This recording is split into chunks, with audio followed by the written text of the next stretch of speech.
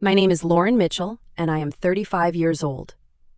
The morning my life finally broke in two began in a kitchen that belonged to me. The only sounds were the low hum of the refrigerator I had paid for and the slow scrape of my father stirring coffee in a mug I had bought. My mother sat at my table, in my chair, reading a magazine as if the room, the furniture, the quiet and the peace had always belonged to her.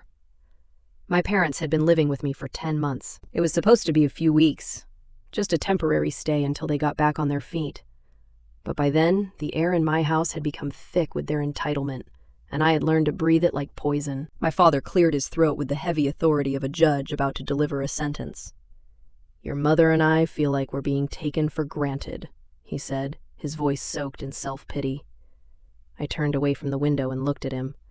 He leaned forward, his eyes hard and cold. Then he said the words that burned down the last bridge between us. "You and your kid are just freeloaders." He said that in my house. About me. About my 12-year-old son. Something inside me did not simply break. It vaporized. The years of obligation, the desperate need for approval, the habit of swallowing my own needs until I nearly choked on them, all of it turned to dust in that 1 second. I did not scream. I did not cry. I placed my coffee cup on the counter, looked him straight in the eye, and said the quietest, heaviest words of my life. "Then it's time you find somewhere else to stay." To understand how we got to that kitchen table, you have to go back 16 years. I was 19 then. I was hopeful. I had a life ahead of me that still felt open, bright, and full of possibility. I thought I was about to build something of my own. I also had a safety net, a gift from the one person in my family who had always seen me clearly. My grandmother. Grandma Betty passed away when I was a freshman in college. She was my mother's mother, but she and I had always shared something quiet and special. She was quiet like me. She noticed things. She saw how my older brother Mark received all the attention and praise. She saw how I faded into the background, always trying to be good, always trying not to cause trouble, always trying to earn a place at a table where my seat never felt secure. Before she died, she pulled me aside in her hospital room. The room smelled like antiseptic and wilting flowers. Her hand was thin and cool inside mine. "Lauren," she whispered, her voice dry and fragile. "I left something for you. Don't let them take it from you. You use it for your education. You make something of yourself." I did not understand the warning then. I thought she was just being protective. I thought family was still something safe. A few weeks after the funeral, a letter arrived from her lawyer. My grandmother had left me $120,000 in a trust that became available on my 19th birthday. It was a staggering amount of money. It was more money than I had ever imagined access to. But it was not just money. It was freedom. It was 4 years of college without debt. It was a down payment on a small apartment after graduation. It was a future. My future. I remember sitting on my bed in my dorm room, staring at the check from the estate. For the first time in my life, I felt a sense of security I had never known before. I felt like I was in control. That feeling lasted less than a week. I made the mistake of telling my parents about the money during a weekend visit home. I was excited. I wanted to share my good news. I thought they would be happy for me. My father's eyes lit up, but not with pride. It was a different kind of light, a calculating one. Mark was there for dinner, and he let out a low whistle. "Wow, Lori," he said, punching my arm as if he were being playful. "You hit the jackpot." It did not feel playful. The real conversation happened that Sunday, just before I was supposed to drive back to campus. My mother had made pot roast. We were all sitting in the living room, a room that always felt too formal, too staged, like it existed for visitors and appearances rather than comfort. My father muted the football game on television. That was how I knew it was serious. "Lauren, your brother and I have been talking," he began. It was the same kind of opening line he would use 16 years later at my kitchen table. "We have an opportunity here, a family opportunity." Then he laid out the plan. He and Mark wanted to expand the family business. a small construction company that was always struggling, but somehow always presented as being one big job away from success. They wanted to buy a new piece of equipment, a small crane that would allow them to take on bigger, more profitable jobs. "The banks are a nightmare," my father said, shaking his head. "The interest rates, the paperwork, it's impossible for the little guy." Then Mark stepped in, his voice smooth and persuasive. "But with an investment, a real cash investment, we could skip all that. We could be profitable in 6 months. And Lori, we would make you a partner, an investor." They made it sound so official, so grown up. Investor. The word made me feel important. This is a chance to build something for the whole family. Dad said, his voice earnest. He looked at me with pleading eyes. "You'll get it all back, sweetheart, with interest. We'll draw up a contract. You'll probably make $20,000 or $30,000 on top of your original investment. It's a sure thing." I hesitated. I remembered Grandma Betty's words. "Don't let them take it from you." But these were my father and my brother. This was my family. They would not take something from me. They were asking me to help. They were asking me to be part of the team.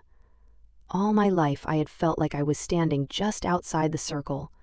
This felt like my chance to finally be let in. "I don't know," I said. "Grandma said it was for college." My mother, who had been quiet the entire time, finally spoke.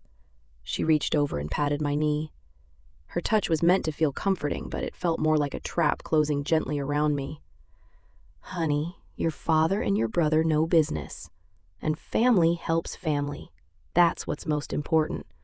You can still go to college. You can take out some small loans. Everyone does it." They had an answer for every doubt. For every question, they had a promise. For every fear, they had a vision of a shared and prosperous future. They talked for more than an hour. They used words like legacy team, opportunity, and our future. By the end, my head was spinning. My $120,000 had been transformed from my personal safety net into a family obligation. Saying no felt selfish.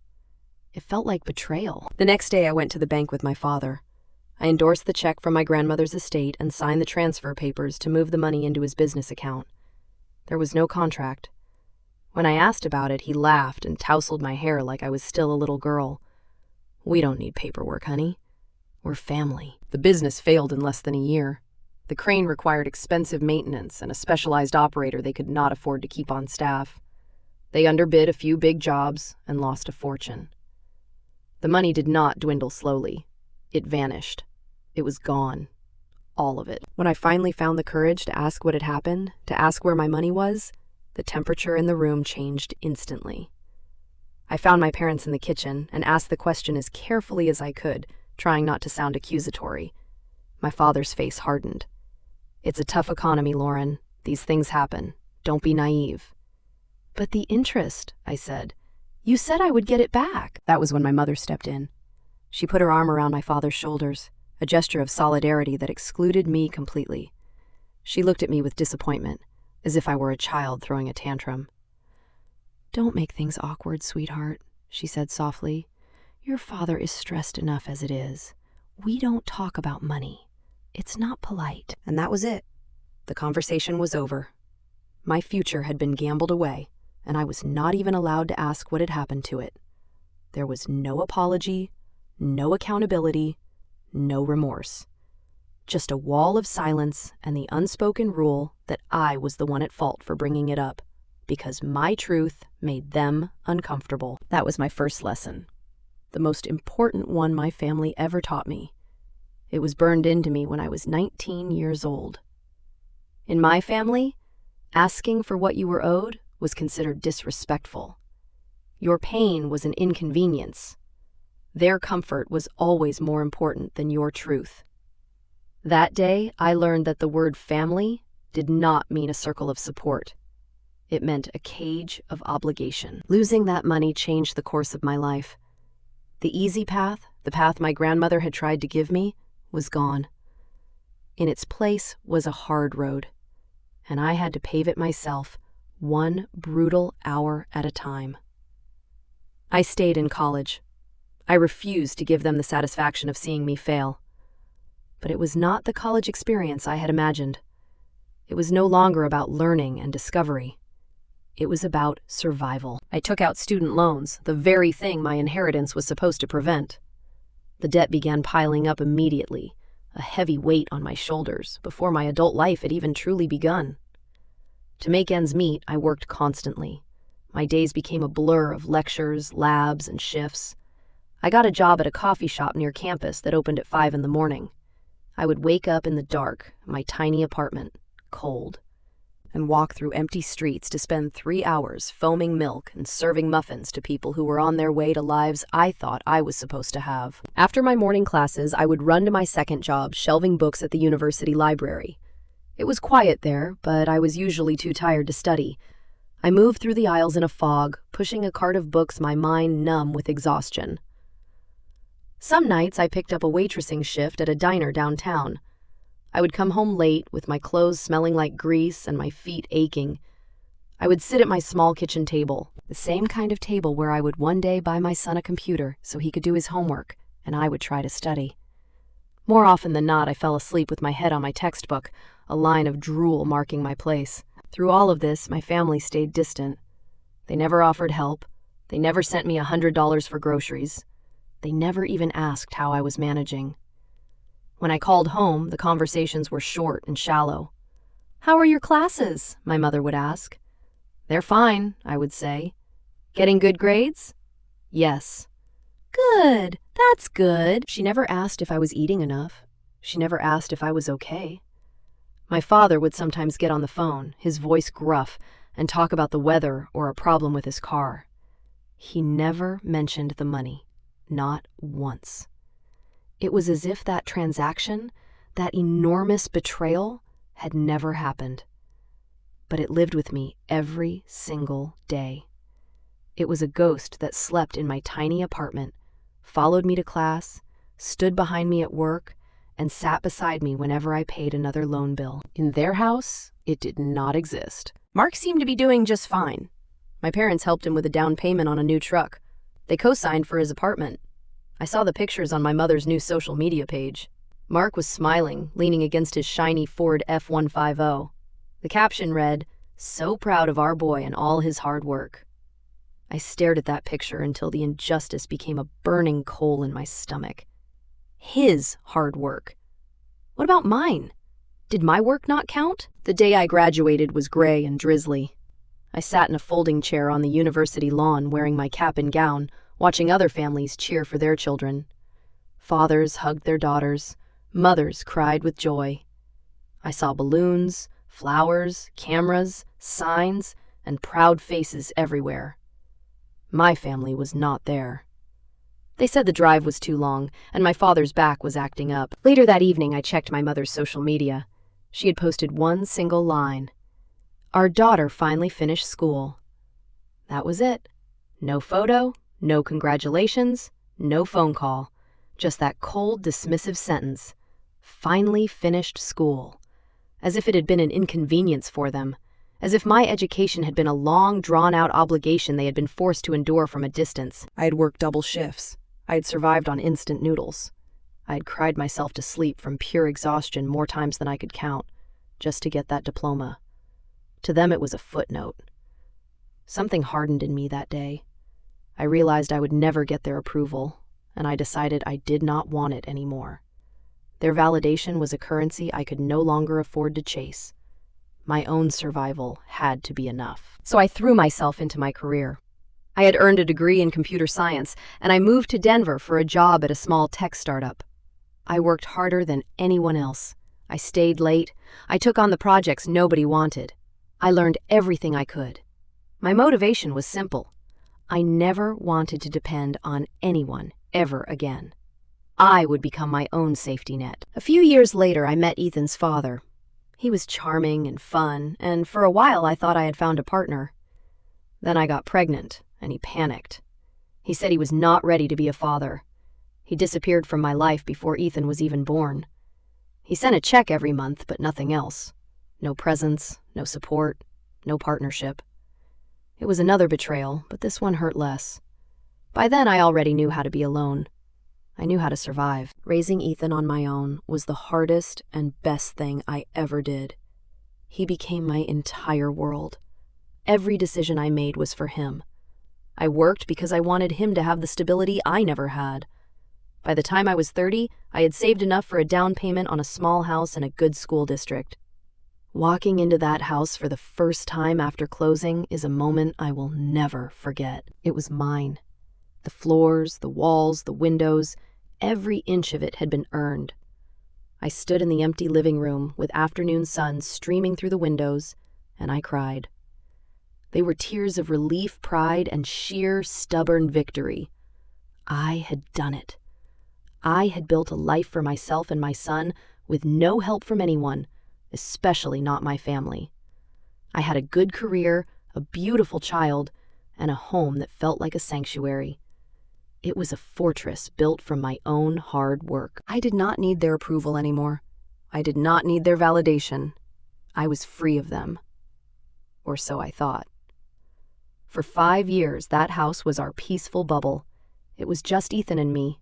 We had our routines, homework at the kitchen table, movie nights on Fridays, lazy Saturday mornings. The silence in the house was not lonely. It was comfort. It meant safety. The phone calls from my parents were infrequent, and I kept them short. I had built a wall around my life, and for a while, it held. Then one autumn evening, the wall began to crack. The phone rang. It was my mother. She was crying so hard I could barely understand her. That old familiar knot of dread tightened in my stomach. "Lauren," she sobbed, "it's all gone. Everything." My father had made a series of bad investments in the stock market, chasing a big win that never came. They had taken out a second mortgage on their house to fund his gambles. Then the market crashed. The bank was foreclosing. They had lost everything. "We have nowhere to go," she cried. "Can we stay with you?" "Just for a few weeks, Lauren. Just until we get back on our feet." A few weeks. The words echoed in my head. My mind screamed, "No, don't do it. You know what will happen." But my heart, the part of me that was still a daughter, betrayed me. I heard real panic in my mother's voice. I pictured them in their 60s with suitcases on a sidewalk. What was I supposed to do? Tell them no? "Okay, Mom," I said, my voice barely above a whisper. "You can stay with me for a few weeks." It was the biggest mistake of my life. They arrived 2 days later in a U-Haul truck packed to the brim. It was not the luggage of people staying for a few weeks. It was furniture boxes, bags, and the accumulated clutter of a lifetime. They were not visiting. They were moving in. The first week was tense, but manageable. I cleared out the guest room. I made space in the closets. I tried to be welcoming. But the shift in the house was immediate. My quiet sanctuary was gone. The television was always on, tuned to a news channel that blared angry voices through the living room. My father took over my favorite armchair and left newspapers scattered all over the floor. My mother began going through my kitchen cabinets, reorganizing everything, clicking her tongue at my spices or the brand of pasta I bought. "You should really buy organic, Lauren," she would say. "It's so much better for Ethan." She never offered to pay for the more expensive groceries. She only offered criticism. A few weeks bled into a month, then 2. Their efforts to get back on their feet consisted of my father spending hours on the computer in the den, which had been my home office, looking at stock market forums, and my mother watching daytime television. There was no talk of getting jobs, no talk of finding an apartment, no plan. Slowly, they began to take over. My mother decided she did not like the curtains in the guest room and ordered new ones online, using my saved credit card information. When I confronted her, she acted wounded. "I just wanted to make the room feel a little more homey, dear. I thought you wouldn't mind." My father started complaining about everything. My neighborhood was too loud, my internet was too slow, the coffee I made was too weak. He treated my house like a hotel he was dissatisfied with, and he treated me like the underperforming manager. The financial drain became serious. My grocery bills doubled. My utility bills skyrocketed. They contributed nothing. I was now supporting 3 adults and 1 child on a single salary. I tried to talk to them about it once. I sat them down in the living room and gently explained that I needed help with the bills. "Lauren, you know we don't have any money," my father said, his voice full of indignation, as if I had accused him of a crime. "That's why we're here." "We would help if we could, sweetheart," my mother added with that polished false sympathy she knew how to use so well. "You know we would." But they could. The very next day, a brand new iPhone was delivered for my mother. A week later, my father bought an expensive set of golf clubs online. They ordered takeout for themselves almost every night. Sushi, steak, Italian food. Meanwhile, I cooked pasta for Ethan and me and pretended I was not furious. Their definition of having no money meant having no money for bills. There was always money for what they wanted. I felt like I was losing my mind. I had become a guest in my own house. I started staying late at work just to avoid coming home.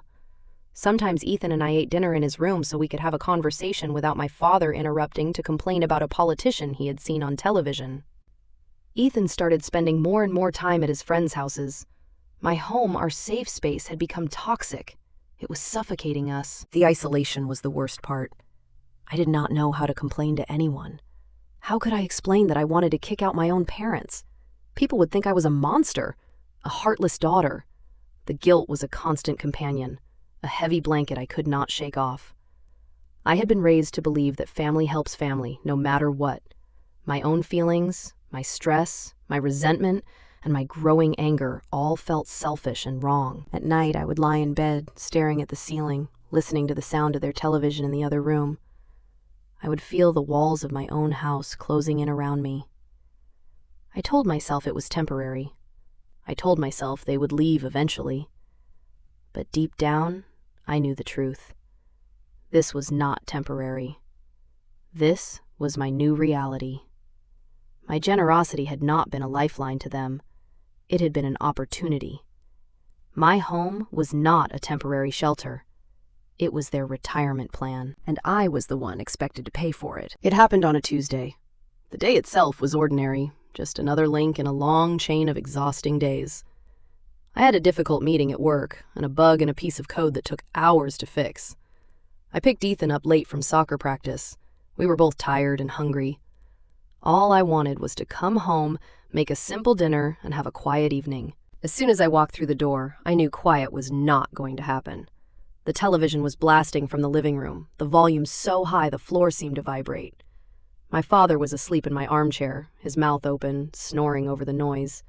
My mother was in the kitchen on the phone, laughing loudly with one of her friends. Piles of mail and magazines were scattered across the kitchen table, exactly where Ethan was supposed to do his homework. I took a deep breath and tried to hold on to the last frayed threads of my patience. "Hi, Mom," I said, setting my bag down. "Could we clear the table? Ethan has a math test tomorrow." My mother held up one finger to tell me to wait and continued her conversation. She did not even look at me. Ethan stood beside me, uncomfortable and silent. He knew the rules of the house by then. We waited. Our needs came second. I started clearing the table myself, stacking the magazines into a neat pile. The noise from my mother's phone call and the blaring television pressed against my skull until a headache began pulsing behind my eyes. I walked into the living room and gently turned the television volume down. The change in sound woke my father. He blinked, looked around in confusion, and then his eyes landed on me. "What did you do?" he grumbled. "I was watching that." "You were asleep, Dad," I said, trying to keep my voice even. "It was really loud." He pushed himself up from the chair, his face flushing with anger. "So what? It's my house too, isn't it?" I did not answer. I walked back into the kitchen. My mother had finally hung up the phone.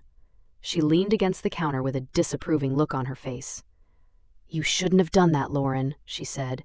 "You know how he gets when he's woken up." "He can't have the TV that loud all the time, Mom. We live here too." It was the wrong thing to say. My father had followed me into the kitchen. He heard me. "What's that supposed to mean?" he demanded, his voice rising. "You think you're better than us? You think because you got lucky with some tech job you can tell us how to live?" His face grew redder.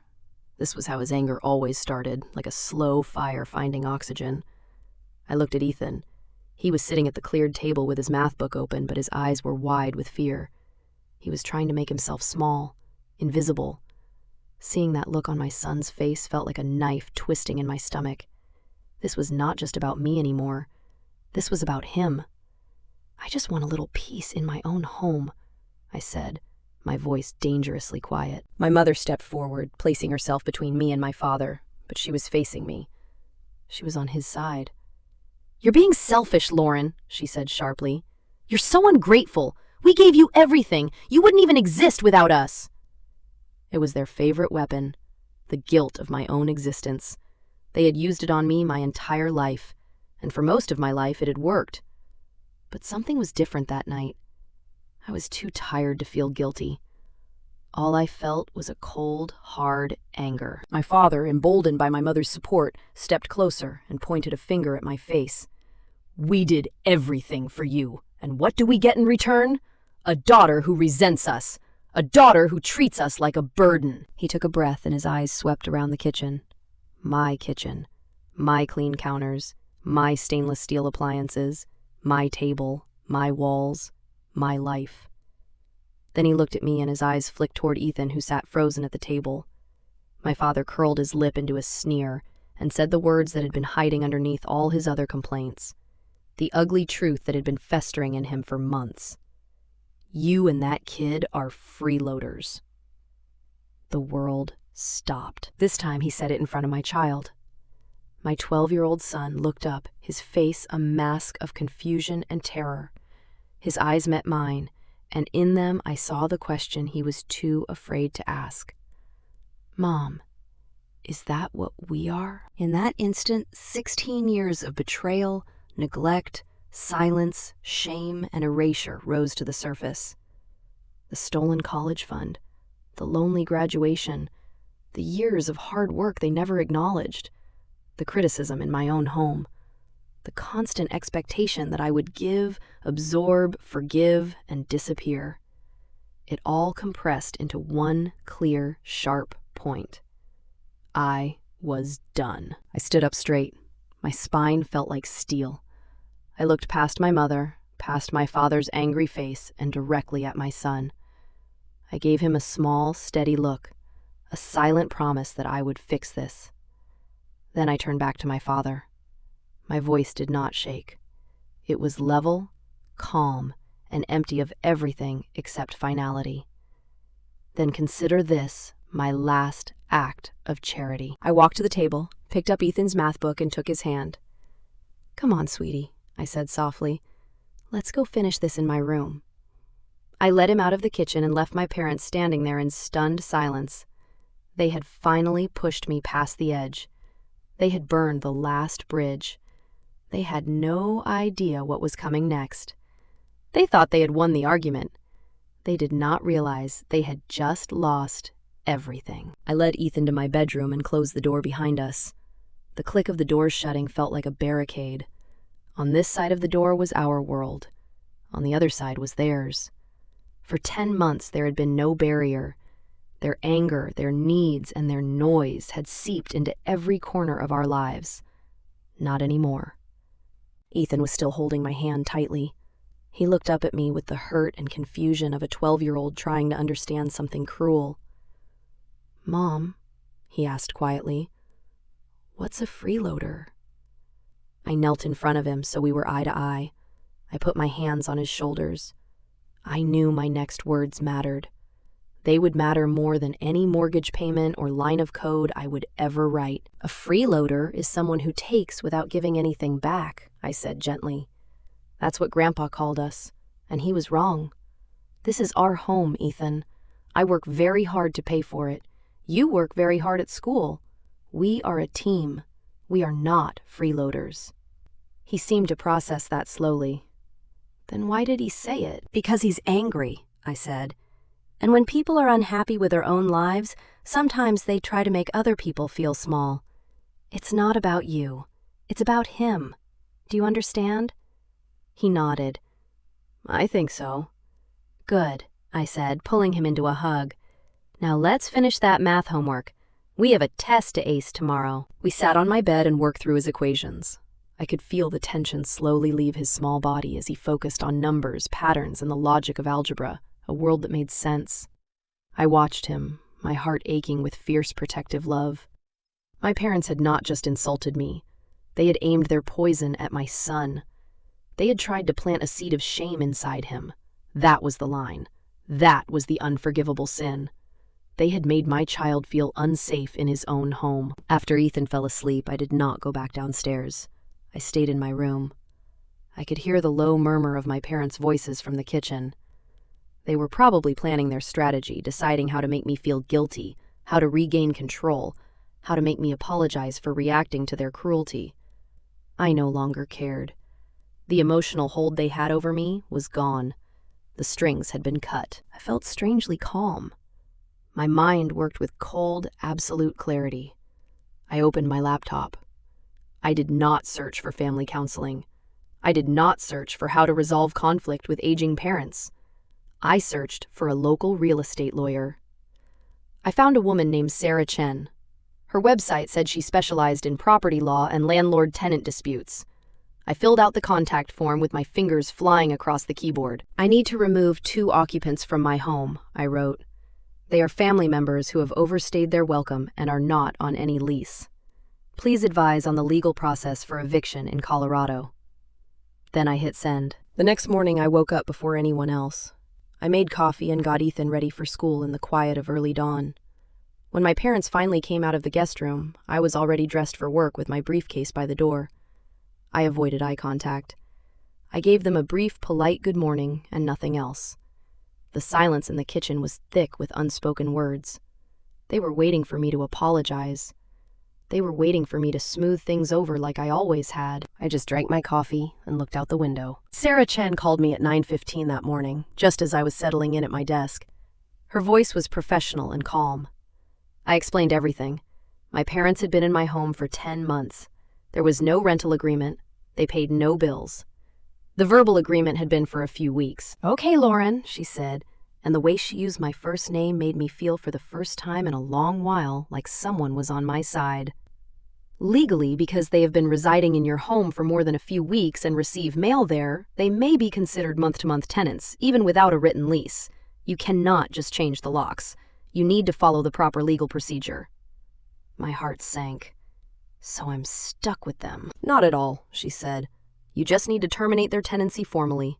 The first step is to serve them with a written notice to quit. In Colorado, for a month-to-month tenancy, you need to provide proper notice. To be safe and avoid disputes, I recommend giving them a full 30 days. The notice should be in writing and clearly state the date by which they must vacate the property." 30 days. It sounded like an eternity. But it was also a finish line. "What if they refuse to leave?" I asked. "If they are still on the property after the notice period ends, we can file a formal eviction case with the court. But let's hope it does not come to that. Often, a formal notice from an attorney's office is enough to show people you are serious." That evening, Sarah emailed me a formal notice to quit on her firm's letterhead. It was simple, direct, and brutally official. It named my parents, Daniel and Mary Mitchell, as tenants at will. It stated clearly that their tenancy at my address was being terminated. It gave them a deadline, 30 days from the date of receipt. I printed 2 copies at my office and placed them in a plain manila envelope. My hand shook slightly as I drove home, not from fear, but from the enormity of what I was about to do. I was dismantling my family. Or maybe I was finally admitting it had already been broken for a very long time. I waited until after dinner. Ethan was in his room playing a video game. My parents were in the living room watching television, acting as if nothing had happened the night before. That was their method. Ignore the conflict until it disappeared. Pretend the wound was not there until the person bleeding from it got tired of making a mess. I walked into the room and stood in front of the television with the envelope in my hand. "I need to talk to you both," I said. My father glared at me. "We're watching a show. This is important." I opened the envelope and handed each of them a copy of the notice. My mother took hers hesitantly as if it might explode. My father snatched his from my hand. A long silence followed as they read. I watched their faces. My father turned a dark, blotchy red.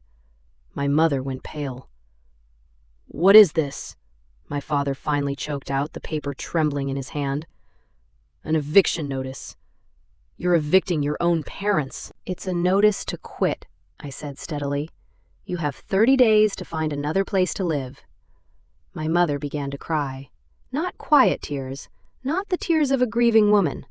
loud, performative sobs designed for maximum effect. "Lauren, how could you?" she wailed. "After everything we've done for you. We're your family. You're throwing us out on the street." "You have 30 days, I repeated. "That is more than enough time to make arrangements." My father shot to his feet. "You ungrateful, heartless brat!" he shouted, his voice booming through the house. I saw Ethan's bedroom door crack open an inch. "We have nowhere to go. We have no money. You know that. You're doing this just to be cruel." This was the moment. This was the guilt trip I had been programmed my entire life to obey.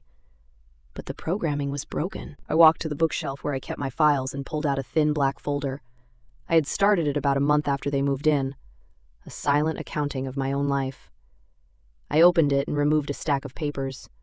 It was a spreadsheet I had updated meticulously every week. I laid the first page on the coffee table in front of them. "This is for you," I said. The page was titled, "Financial Support Provided to Daniel and Mary Mitchell." It was itemized, line by line, date by date. Additional grocery costs, $4,800 over 10 months. Increase in electricity bill, $750. Increase in water bill, $420. Internet and cable, which they used more than I did, $200. The new curtains my mother had ordered for their room on my credit card, $210. The emergency plumbing call after they clogged the upstairs toilet with flushable wipes, $300. I continued laying out the pages. Bank statements highlighted with their takeout orders charged to an account I had foolishly linked for emergencies. Receipts from the electronics store for their new phones. The invoice for my father's golf clubs. "You have cost me $14,200 in the last 10 months, I said. My voice was as flat and unemotional as the numbers on the page. "That does not include the roof over your heads or the general wear and tear on my home. That is just the direct, trackable cost." The shouting stopped. The crying stopped. Dead silence settled over the room, broken only by the faint sound of the muted television. They stared at the papers, at the undeniable black and white proof of their dependency. Their story of being generous put upon parents had collided with a wall of facts. My mother looked up from the spreadsheet, her eyes wide with disbelief. Her voice dropped to a shocked whisper. "You kept track." I looked her straight in the eye. All the years of being invisible, all the years of having my needs treated as secondary, all the years of no one keeping track of what I had lost lived inside my next words. "I had to," I said, "because no one else ever did." The power in the room shifted for good. This was no longer an emotional argument, and emotion was the only kind of fight they knew how to win. This was now a legal and financial transaction. In that transaction, I held the cards. I owned the house. I had the documents. I had the truth. And for the first time in my life, I was not afraid to use it. The 30 days that followed were the longest of my life. The house was no longer a home. It became a cold war zone.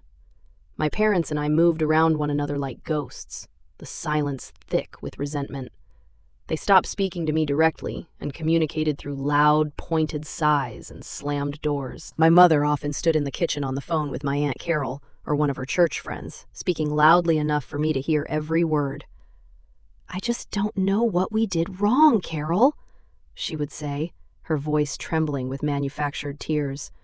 "We raised her to be a good person, and now she's throwing her sick elderly parents out onto the street. She has all this money, a big house, and she can't find it in her heart to help her own family." The story they spun was a masterpiece of victimhood. In their version, they were frail, penniless elders, and I was a cold, materialistic monster corrupted by success. They left out the 10 months of free lodging. They left out the thousands of dollars in expenses I had covered. They left out the verbal abuse that had been the final straw. Then the smear campaign began in earnest. Relatives I had not spoken to in years started calling me.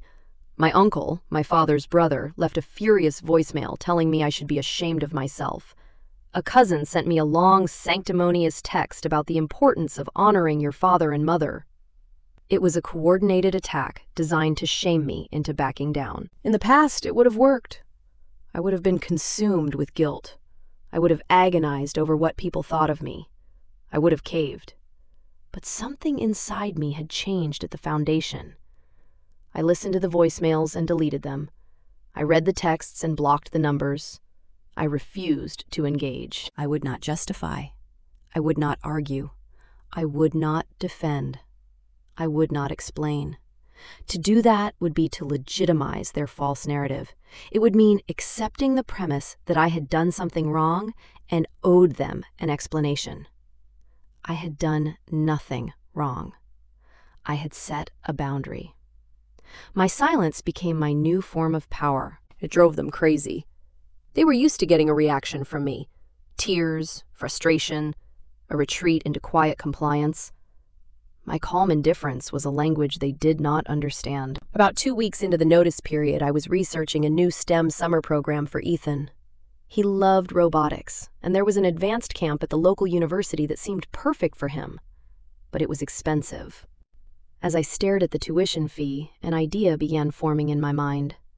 At first it was practical, just a way to escape the toxic atmosphere of the house during the final days of their stay.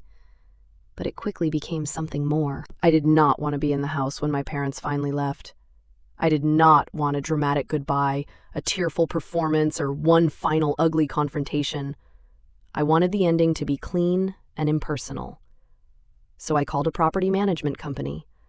I told them I wanted to rent out my house for 3 months, starting the day after my parents' notice period ended. It was bold, almost reckless, but it felt right. It felt like taking back control in the most definitive way possible. The property manager, a brisk and efficient woman named Linda, had the house listed online within days. Before the week was over, we had a signed lease with a nice young family, a couple with a toddler who needed a place to stay while their new home was being built. It was perfect. I found a small furnished apartment for Ethan and me to sublet for the same 3-month period. It was a fraction of the size of our house, but the thought of it felt like a breath of fresh air. It would be our space. Just ours. I did not tell my parents about my plan. I started packing my and Ethan's things, discreetly placing boxes in my car after they went to bed. They were so consumed with their own drama and their constant complaints about trying to find a place that they barely noticed what I was doing. Eventually, they found a small 1-bedroom apartment in a senior living community across town. It was all they could afford, and they made sure I knew how much of a downgrade it was. They spoke about it as if the downgrade itself were an injury I had personally inflicted. On the day they were scheduled to move out, I took a personal day from work. I dropped Ethan off at school and went to a coffee shop. I did not want to be there to watch. At noon, I received a text from my father. "The truck is loaded. We left the key on the counter." That was it. No goodbye, no thank you for 10 months of shelter, no acknowledgement of what I had done for them. Just a cold, final message. I did not go back to the house right away. Instead, I drove to the furnished apartment and began unpacking the few boxes I had brought for Ethan and me. An hour later, Linda called. "Hi, Lauren. Just wanted to let you know your parents are out and I've done the walkthrough. The new tenants are moving in this afternoon. The first month's rent and the security deposit have been deposited into your account." I hung up and opened my banking app. There it was. A deposit large enough to cover the rent on our temporary apartment and pay for Ethan's STEM camp. I stared at the number on the screen. It was more than money.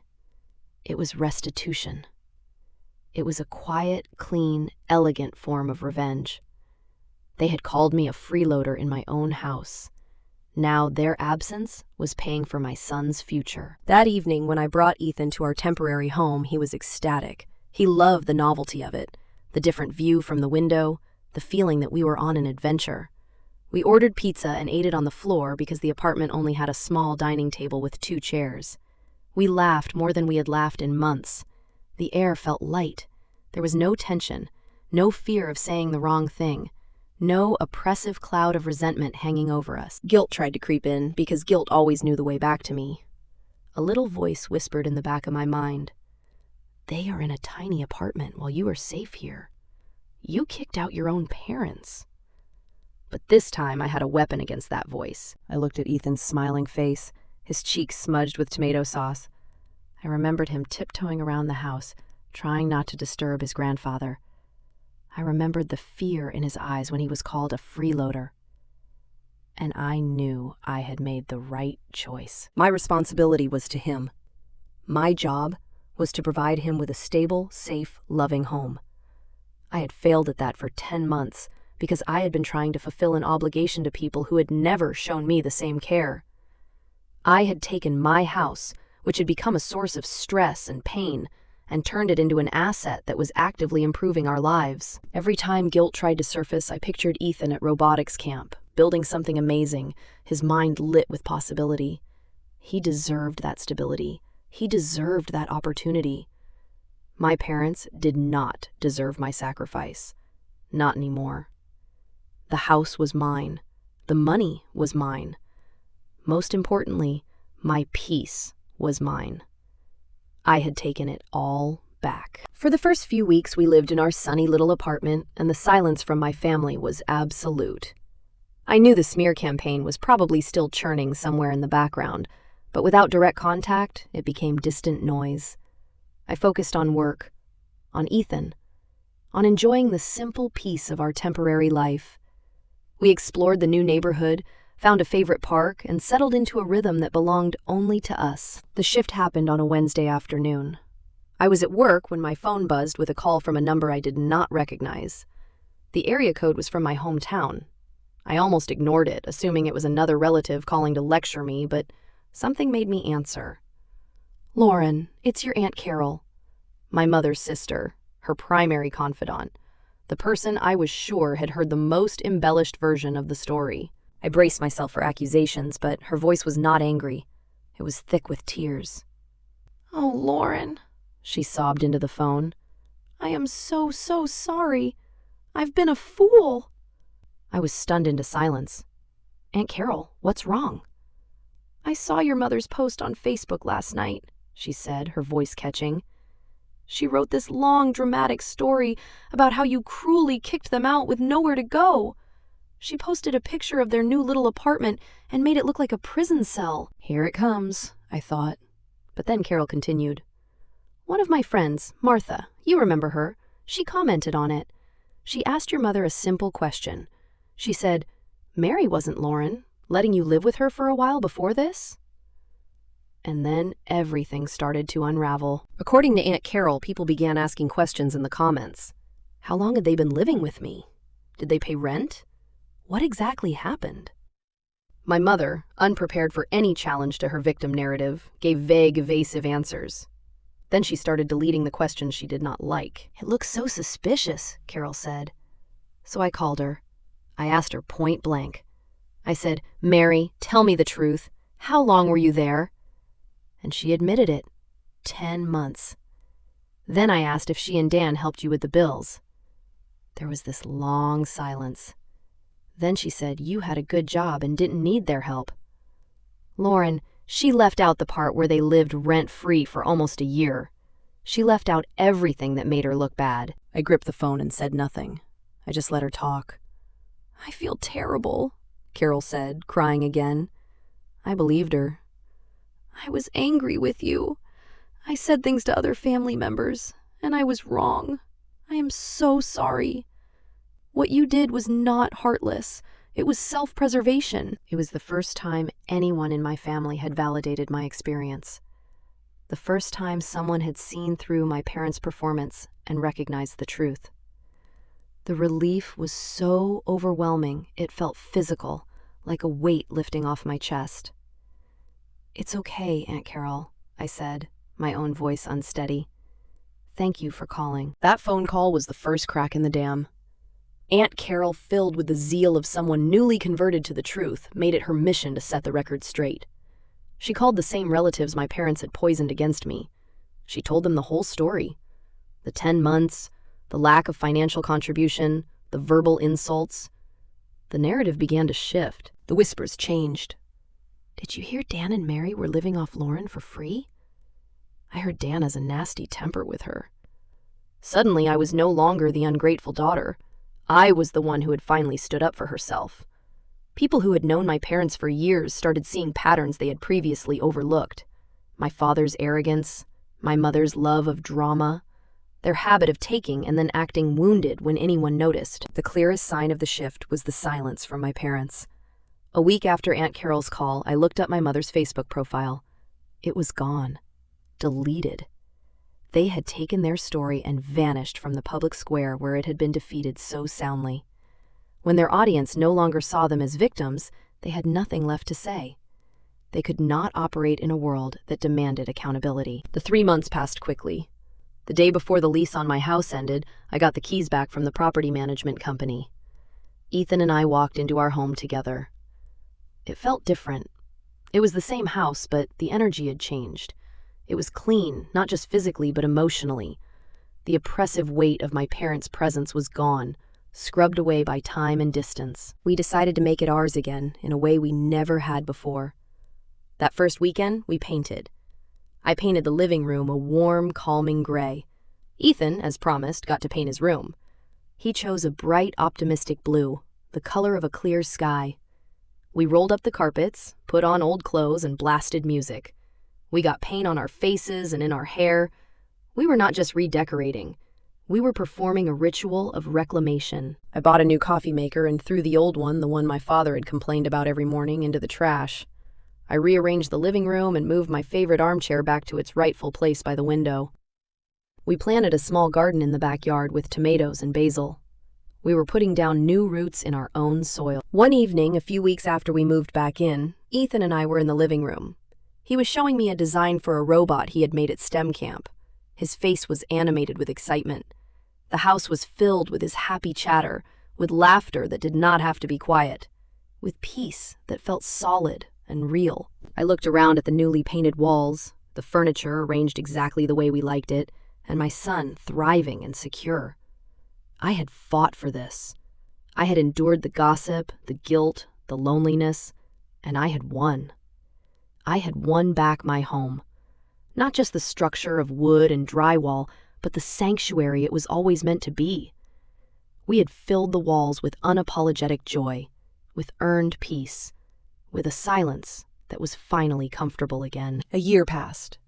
A quiet, beautiful, blessedly normal year. The rhythm of our days became predictable in the best possible way. School, work, homework, dinner, weekends at the park, or spent working on Ethan's latest project. The drama with my parents faded into the background, becoming a scar that was no longer tender to the touch. It was part of my story, a reminder of a battle I had fought and survived. Ethan flourished. The STEM camp ignited something in him, and he became the star of his school's robotics club. He was confident and happy. The fear I had seen in his eyes that night in the kitchen was replaced by the bright curiosity of a boy who felt safe in his world. Watching him thrive was the only proof I ever needed that I had made the right choice. My career improved, too. Without the constant drain of my parents' needs, both financial and emotional, I had more energy and focus. I got a promotion, and for the first time, I felt a genuine sense of financial security. A security I had built entirely on my own. I had no contact with my parents. After their social media disappearance, they fell completely silent. I did not know if they were okay, and I found that I was okay with not knowing.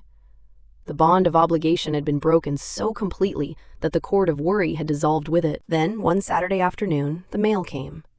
Tucked between a gas bill and a grocery store flyer was a plain white envelope. My name and address were written on the front in shaky, familiar handwriting. My mother's handwriting. There was no return address. My heart did not pound. My hands did not shake. I felt only a detached curiosity. I placed the rest of the mail on the counter and carried the letter into the living room. I sat in my armchair by the window and opened it. Inside was a single sheet of lined paper torn from a notepad. The message was short, just 2 sentences written in that same trembling script. "We're sorry. We didn't realize what we were asking of you." I read the words over and over, searching for a hint of genuine remorse, a flicker of accountability. But the words felt hollow.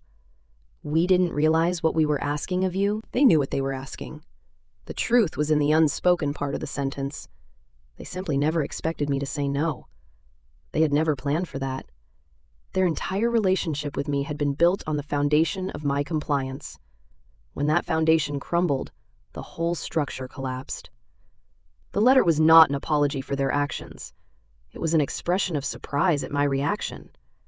It was the regret of a gambler who had finally lost a bet they thought was guaranteed. I folded the letter and placed it on the table beside me. For a moment, I considered what to do. Should I write back? Should I call? The old Lauren, the one programmed to be the peacemaker, would have seen it as an opening, a chance to heal the family, a chance to be good again. But I was not that person anymore. I realized forgiveness did not have to be a conversation. It did not require a response. It did not require me to absolve them or make them feel better about what they had done. Forgiveness, as I understood it now, was a quiet, internal act. It was for me. It meant letting go of the anger and resentment I had carried for so long. It meant accepting that they were who they were and that I could not change them. My peace did not depend on their apology being sincere. My peace depended on me no longer needing one. I did not reply to the letter. I did not have to. My silence was not punishment. It was a boundary. It was the final, definitive statement that the conversation was over. I chose peace. I chose my new life. Later that evening, Ethan and I were cleaning out the office. We were going through a box of old files when I came across a large, important-looking folder. I opened it and found the property deed to my house, the official document with my name printed on it clear and bold. I pulled it out and held it. The paper felt heavy and substantial. It was more than a legal document. It was a symbol of everything I had worked for and everything I had protected. Ethan came over to see what I was looking at. "What's that?" "This is the deed to our house," I said, turning it so he could see. I pointed to my name. "See this? This says the house belongs to me, that it belongs to us." I looked at him in his bright, intelligent eyes, and I wanted him to understand the lesson I had learned so painfully. I wanted him to learn it without having to lose what I had lost. "See this?" I said, my voice full of a quiet strength I had not known I possessed. "This isn't just a house. It's a boundary." He looked from the paper to my face, and a slow smile spread across his lips. He understood. He had lived through it with me. He knew what that word meant now. It meant safety. It meant peace. It meant home. "It's home, Mom," he said. He was right, and it always would be. A home built not only with wood and nails, but with the hard-won clarity of a woman who finally knew her own worth. That is the lesson every survivor learns eventually. People who depend on your silence will always call your boundaries betrayal. If someone calls you ungrateful for protecting your peace, remember that their accusation is not proof that you are wrong.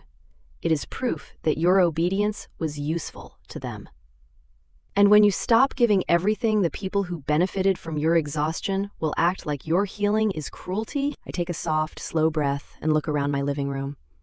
The room is quiet behind me, filled with the warm light of the setting sun. It is peaceful.